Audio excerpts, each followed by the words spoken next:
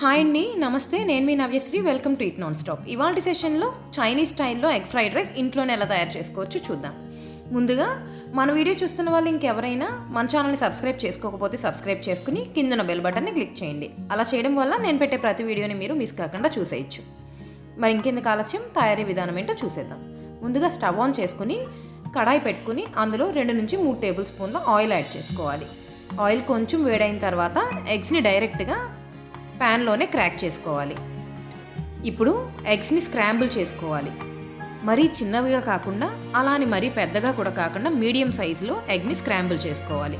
2 to 3 minutes వరకు బాగా fry అవ్వనిచ్చి వేరే ప్లేట్లోకి ఈ స్క్రాంబుల్డ్ ఎగ్ని ట్రాన్స్ఫర్ చేసుకోవాలి. స్క్రాంబుల్డ్ ఎగ్ని మరొక ప్లేట్లోకి ట్రాన్స్ఫర్ చేసుకున్న తర్వాత అదే ప్యాన్లో మరొక 2 టేబుల్ స్పూన్ల ఆయిల్ యాడ్ చేసుకుని అందులో 1 టేబుల్ స్పూన్ వెల్లుల్లి తురుము, 1 టేబుల్ స్పూన్ అల్లం తురుము యాడ్ చేసుకుని బాగా ఫ్రై అవ్వనివ్వాలి. గుర్తుపెట్టుకోండి, ఈ రెసిపీకి మీరు అల్లం వెల్లుల్లి పేస్ట్ యాడ్ చేసే కన్నా అల్లం తురుము అలానే వెల్లుల్లి తురుము యాడ్ చేసుకుంటేనే టేస్ట్ చాలా బాగుంటుంది. 1 నిమిషం పాటు ఇవి బాగా ఫ్రై అవ్వనిచ్చిన తర్వాత మీ దగ్గర ఉన్న వెజిటేబుల్స్ అన్నింటినీ కూడా యాడ్ చేసుకోవాలి.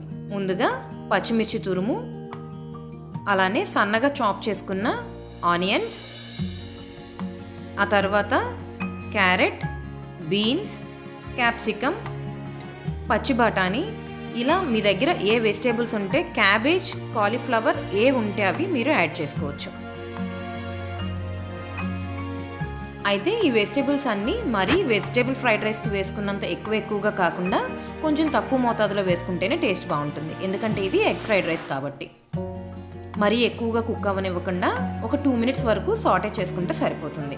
అలానే ఈ వెజిటేబుల్స్కి సరిపడా సాల్ట్ని కూడా యాడ్ చేసుకోవాలి. ఆ తర్వాత soya sauce 1 table spoon add చేసుకుని వెనిగర్ కూడా ఒక 1 టేబుల్ స్పూన్ యాడ్ చేసుకోవాలి. 1 నిమిషం పాటు బాగా స్టిర్ ఫ్రై చేసుకుని కుక్ చేసుకున్న రైస్ని యాడ్ చేసుకోవాలి. నేను ఇక్కడ సపరేట్గా బాస్మతి రైస్ కుక్ చేసి యాడ్ చేశానండి. ఆల్రెడీ నేను సాల్ట్ వేసే కుక్ చేసుకున్నాను రైస్ని. ఇన్ కేస్ మీరు కనుక లెఫ్ట్ ఓవర్ రైస్ యూస్ చేస్తున్నట్లయితే రైస్కి మీరు మళ్ళీ సపరేట్గా సాల్ట్ని యాడ్ చేయవలసి ఉంటుంది.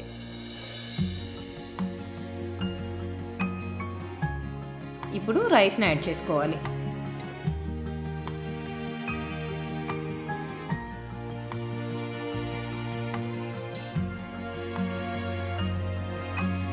ఇలా రైస్ మొత్తాన్ని యాడ్ చేసుకున్న తర్వాత మనం స్క్రాంబుల్ చేసి పక్కన పెట్టుకున్న ఎగ్ పీసెస్ని కూడా యాడ్ చేసుకోవాలి. నాకు రైస్కి కొద్దిగా సాల్ట్ పడుతుంది అనిపించిందండి టేస్ట్ చూసినప్పుడు, అందుకని నేను కొద్దిగా మోతాదులో మాత్రమే సాల్ట్ యాడ్ చేసుకుంటున్నాను. మీరు కనుక లెఫ్ట్ ఓవర్ రైస్ తీసుకున్నట్లయితే మరి కొంచెం ఎక్కువగానే సాల్ట్ పడుతుంది.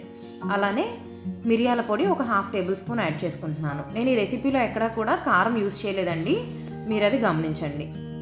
ఇప్పుడు రైస్ గ్రెయిన్ బ్రేక్ అవ్వకుండా హై ఫ్లేమ్లో పెట్టుకుని ఈ ఇంగ్రీడియంట్స్ అన్నీ కూడా బాగా కలిసేలాగా కలుపుకోవాలి. హై ఫ్లేమ్లో పెట్టుకుని 2 to 3 మినిట్స్ వరకు మీరు స్టిర్ ఫ్రై చేసుకుంటే సరిపోతుందండి.